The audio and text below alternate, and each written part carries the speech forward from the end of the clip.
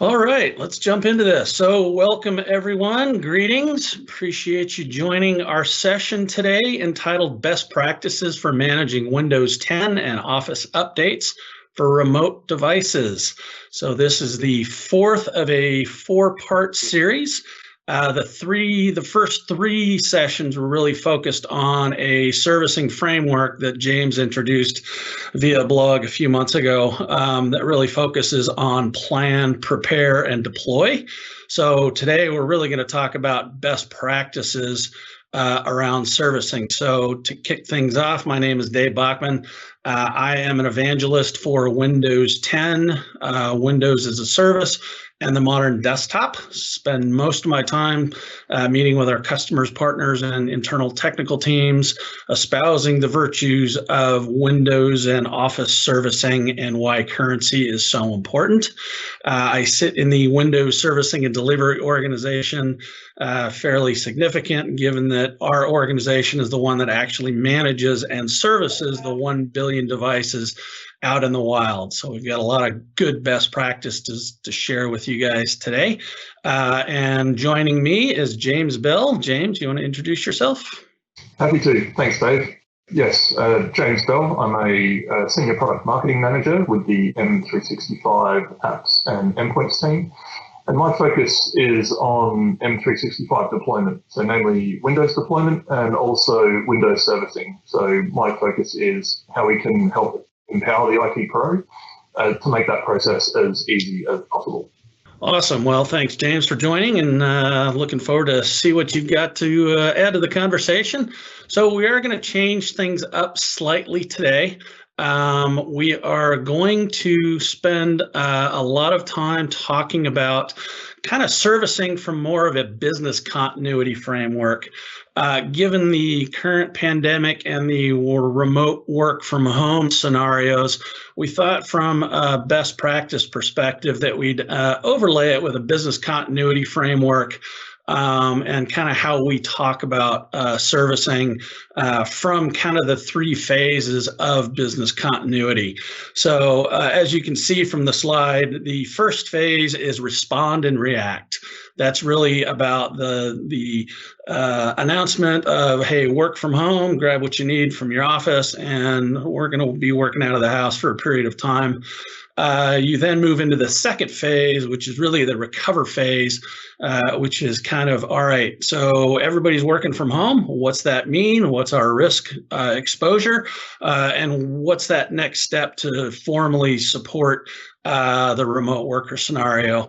And then we're going to spend most of our time talking about the reimagine phase. So if you hear Satya talking, something new in his vernacular is reimagining IT. And that's really supporting the hybrid workforce scenario, where you're going to end up with a partial set of folks that are going to be working out of the office. You're going to end up with a bunch of folks that are working remotely. And then you're going to have a set of folks that are actually going to be floating back and forth between the office and home. So how do you most effectively support that kind of scenario, provide a very consistent user experience as people move back and forth in a very fluid manner? So the hope is that by moving to modern and cloud, you're going to be able to light that capability up, provide that consistent experience, and use a single pane of glass to actually support the hybrid workforce as people float back and forth between, with obviously the end result and the end goal of providing secure, safe, productive, and a great user experience from your user population. So as we talk about that, I'm going to turn it over to James, and he's going to jump into the respond and react part of the framework. James? Thanks, Dave. I think you've covered off each of those sections at a high level really clearly. And so let's dive into the respond and react. So I tend to think of this as the March and April 2020 timeframe, when we had a lot of challenges with where we worked and how we worked, and how do we keep businesses running. So what are the things that we need to do there? And for those companies that were really cloud averse, their viewpoints had to shift. They needed to find a way to do that, and really quickly. And with all but essential staff needing to work from home, they really needed to find ways to do it securely as well. And so we found that businesses that run year-round will have been through this, but for businesses that run seasonally or see demand spike at different times of the year, they may be coming up against this phase now or shortly as the holiday season nears. So it's not a case everyone's been through it, but we suggest that most of those businesses that are running 24/7 will have already gone through this phase as well. And then if we move to recover, this is the sort of phase I feel like we're in right now. So we've had sort of April to September of really thinking about the challenges that have come with that shift with remote work. So people are now working, but we have a lot of loose ends to tie up, either to address performance, security, or reliability. Then we need to think about all of the different challenges with this sort of working style. So from an IT pro perspective, what policy is being applied when outside of the corporate network? Am I getting the information that I need to understand if remote devices are secure or compliant? Is the loaner laptop or desktop I provisioned at that starting time, is that good to go? Is that still is that fit for purpose, and does it provide the right performance? And also, what's the impact of making a change right now? When I think about pushing some of those changes to improve that performance, am I taking a risk to my environment, and what impact could that have? And if something does go wrong, how do I handle it? So this sort of recover phase is trying to just get improve what we have now to make people work better. And then we need to start to shift the think around, what happens when I do go into the office occasionally. We don't really know what the future will hold, but we feel like it's going to be some sort of hybrid scenario where we can go in and out. And we really need to start thinking about how we can do that seamlessly and make that effective. Dave, is that where you're seeing customers are today? Thanks, James. I think you're spot on with regards to where most organizations are today. They're really in that recover phase, trying to figure out, what risks they have and where's their comfort level with regards to those risks. Certainly, if you talk with a lot of organizations, I think, heading into the pandemic, many organizations were somewhat ill prepared, and it wasn't ill prepared from, not effective planning, but, who would have thought that, a 100% work from home scenario was going to hit you upside the head in March, and you were going to have to take some significant action to be able to support that remote work scenario. So we're definitely seeing a lot of folks in the recover phase today, and I think they've done a really good job. The message that we want to deliver today is really, as we start to think about the next phase of this, it's a conversation that needs to start today. It needs to be a holistic view across the estate. James is going to talk about kind of the 4 pillars that need to be addressed here in a minute. And so it needs to be a holistic, strategic discussion that touches every organization within IT, that actually touches something on the endpoint from a manageability perspective. Yeah, this is where we really get into the meat of this conversation. And we talk about the 4 different pillars when we reimagine servicing in the hybrid scenario. So no one's quite sure how long this hybrid scenario will last, or if it will ever go away, really. And what we want to talk through is these 4 pillars. So making sure that we minimize user impact as users change their work locations, whether that's going to the office or another location such as home, or visiting relatives in other areas. We want to make sure we can keep them secure and productive. We want to make sure that our infrastructure is scalable and can handle those changes in workloads as well. The scenario we really want to avoid is when remote workers are at home or somewhere else and they go into the office and they just get flooded with updates. I mean, that doesn't provide the best user experience. It doesn't provide the best protection for the business as well, making sure that these devices are only up to date when they come into the office. So we really want to make sure that our infrastructure can support and manage that change of location as we go through. And then we also need to think about things like deployment. I mean, the longer this sort of this goes on, we need to think about how we can deploy more effectively to remote workers and what that end-to-end process means, whether it's new hardware or whether it's rebuilding devices. How do we think about going off and doing that without someone that you can go and take your device to? What are the impacts there and how can we think about it? And then how do we take advantage of more of those cloud management tools? Over the last 5 years with the release of Windows 10, we've had great advances in a lot of our management capabilities, whether it's reporting or data-driven insights. And we really want to make sure that you can take and leverage those to support this hybrid workforce, to make everyone's job easier. And Dave, any additional thoughts on this one?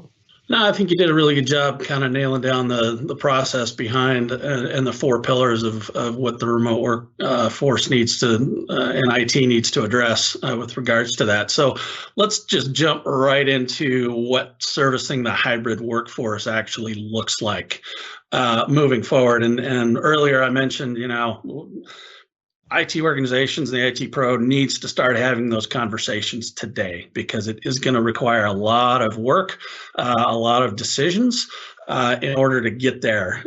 Because really what a hybrid workforce is, like I said, it's a percentage of folks that are going to be on-prem, percentage of folks that are going to be off-prem, and then some people are going to be floating back and forth.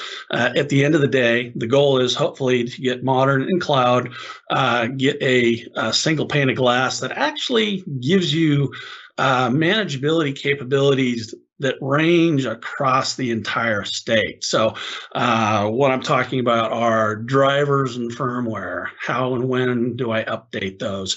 You got the quality updates and out-of-band patching that you need to deal with on a monthly basis, and certainly feature updates. So I think I mentioned earlier, as people moved into this recover phase, they were able to recover and actually start doing quality updates, but they paused on feature updates just because their infrastructure wasn't necessarily configured or ready to scale to be able to support feature updates. So you've got to deal with that. You've also got to manage and protect data in transit and at rest now. Even more important, given that you got people working out of their houses. They may be on a work device. They may be on a personal device. So how do you manage that data? And then certainly providing updates to office and productivity tools. So things like Teams, you now have to deal with Edge every 6 weeks. And how do you manage that process effectively and efficiently without impacting the user experience or saturating the infrastructure on-prem? And then a big one, obviously, is dealing with the hands-off hardware provisioning. So obviously, remote workers are now at home. Machines are going to have issues. Things are going to fail. They're going to need brand new machines. So what's the process to actually provide that hands-off hardware provisioning? Again, benefits of moving to the cloud and being modern. You can take advantage of things like autopilot, which is definitely a great hands-off hardware provisioning solution. And then obviously security and compliance. So you want to know who's patched, who's not patched, why, so that you can actually remediate that. And then the big one for me is really around deployment and management of line of business applications. That's probably going to be the biggest and most challenging aspect for any organization. So as we talk about building out a strategy, you need everybody on deck that touches any one of these aspects. So, get your line of business application folks engaged in these discussions, start to create kind of an endpoint strategy and inventory of what's touching the endpoints and figure out what the rhythm is and what it looks like to actually update and how often that stuff needs to update and what's the best approach to updating. So any comments around kind of the hybrid workforce scenario, James? No, I think you've covered it all really well. And, when I think about sort of our cloud tools to help you do this, there's been a number of improvements in technology such as Intune that will really help you achieve a lot of these goals. too. So if you had a look at, say, Intune a few years ago and felt that maybe it wasn't meeting all of your requirements to do something like this, I'd really highly recommend going back and having a look at it, because the advancements that that team has made in order to support Windows and do these sort of things, especially around application provisioning, security and compliance, policies, updates, it's really coming together nicely. So I'd highly recommend checking that out.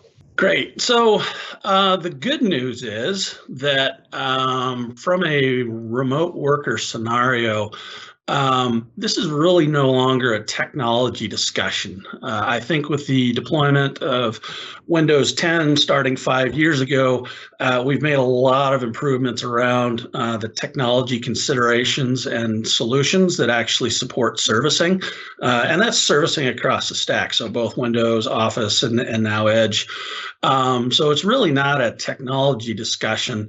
It's more about digital transformation and the cultural paradigm shift and revolution that needs to take place within IT organizations to start thinking out of the box of, hey, what's this new scenario is going to look like? So certainly this is where kind of the organizational evolution considerations and key blockers become a key part of the discussion as you start to kind of work through this. So to give you an example, we'll touch on some of the technology stuff that is extremely mission critical to being able to support kind of the remote workforce moving forward.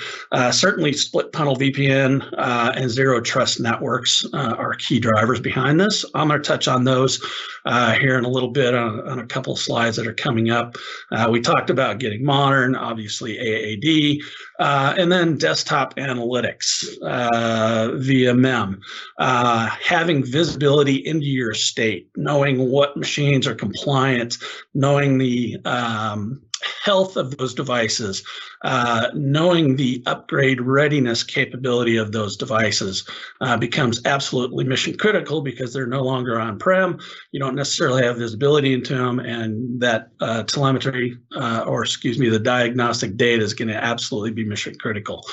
And then optimizing delivery. Certainly we've got some great solutions out there. We've got delivery optimization, which will minimize package sizes and bandwidth impacts. And then I talked about currency. Staying current is extremely important when it comes to the servicing stack update. So with Windows in particular, every update we do from a feature perspective includes new servicing stack capabilities, which drives efficiency in the servicing process. So, things like performing in-place upgrades much more effectively. The changes we made to the servicing model starting with 1903 and 1909 certainly improves the process, improving the rollback capabilities, doing a lot more around disk space. And then obviously we talked about autopilot as being a huge benefit.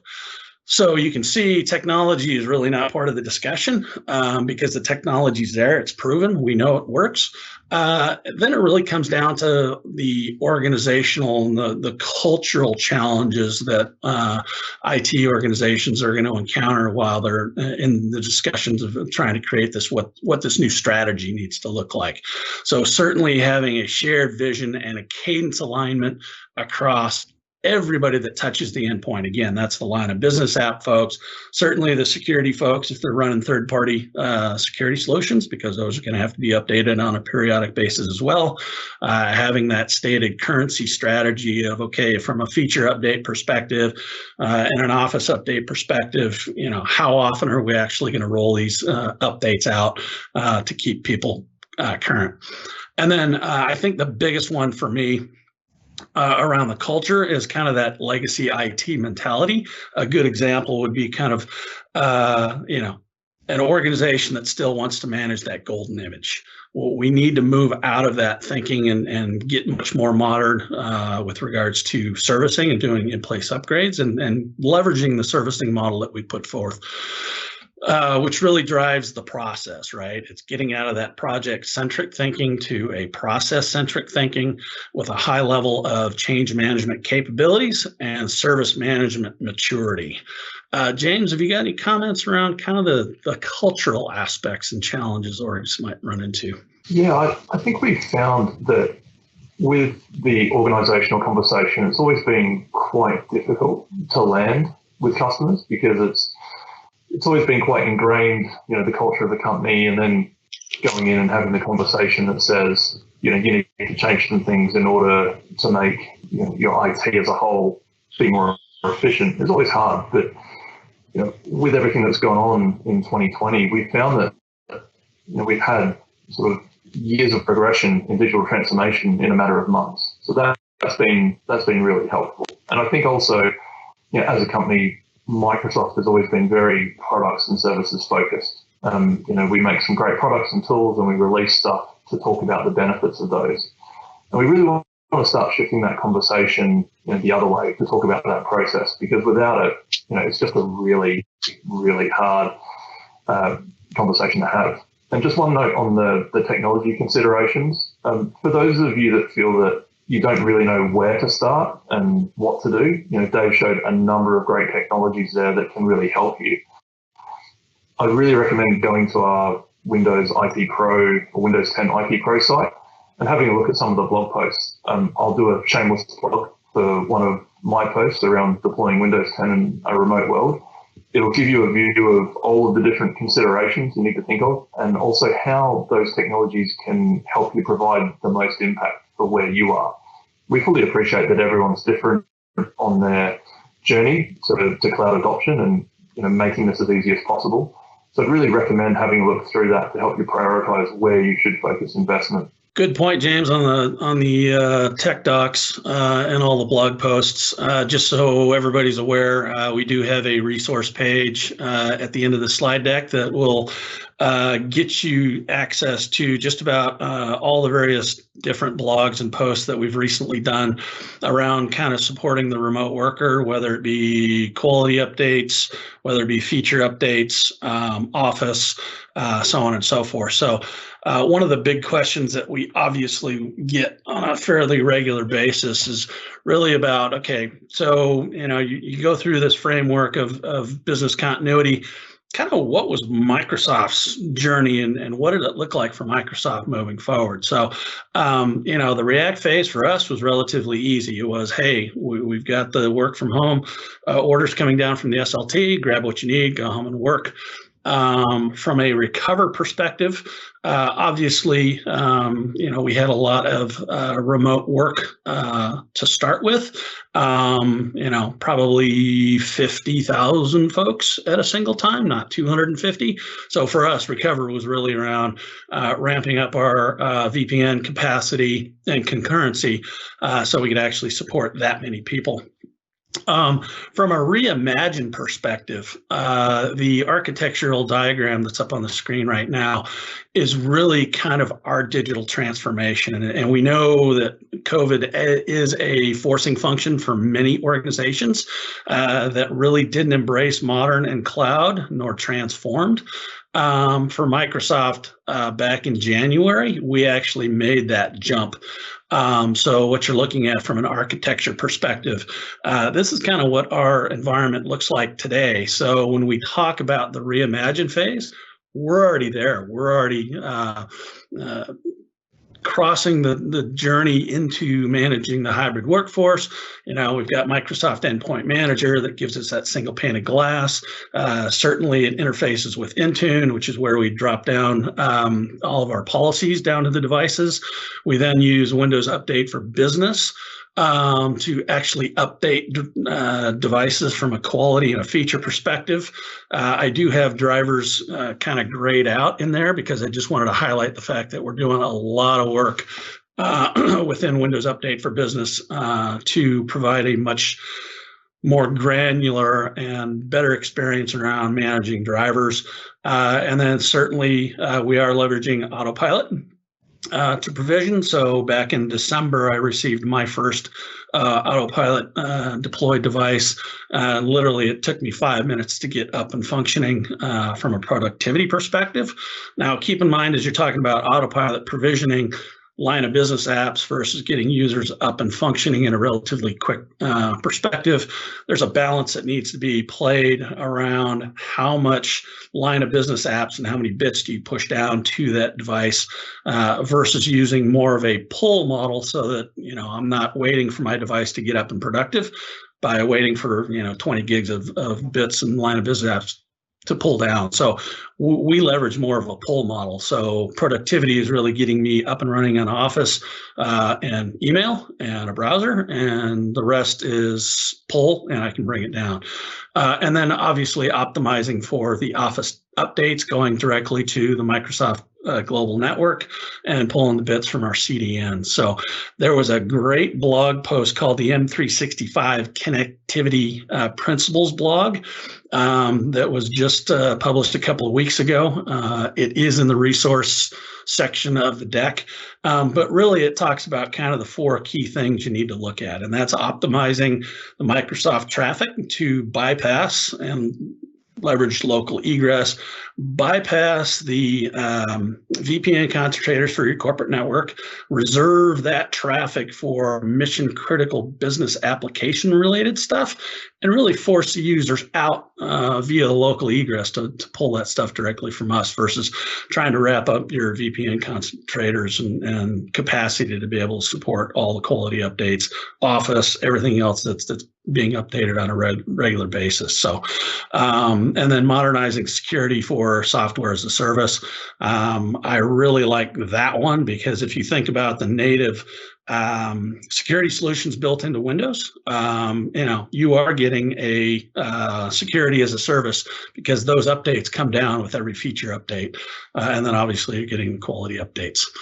James, anything around kind of our story and our architecture? I think you covered it really well. I mean, the only thing I'd add is that it always amazes me how many different customers we interact with, in our sort of consulting and Premier Field Engineering resources. So, the documents that we do publish and get are based on huge amounts of experience and really complex challenges. So it's very likely that if you do have a problem, you should really check those out because they will provide you with exactly what you need to know, especially around this time, to help you make things more efficient.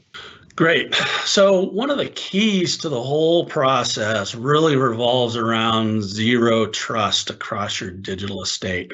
You've probably heard a lot of conversations around zero trust networks. Microsoft made the transition about 3 or 4 years ago to a zero trust network across the digital estate. So if you go back to that earlier slide where I said, you really need to start addressing, drivers, firmware, all the way through line of business applications. The place it's going to surface and how you're going to succeed is really building out that zero trust network. Once you've attained that identity, you gained access to your applications or your devices, it then gives you access to your infrastructure, obviously your networking, which then lights up your applications and your data. So it needs to be an integrated security philosophy that covers the end-to-end and all 6 of these kind of pillars.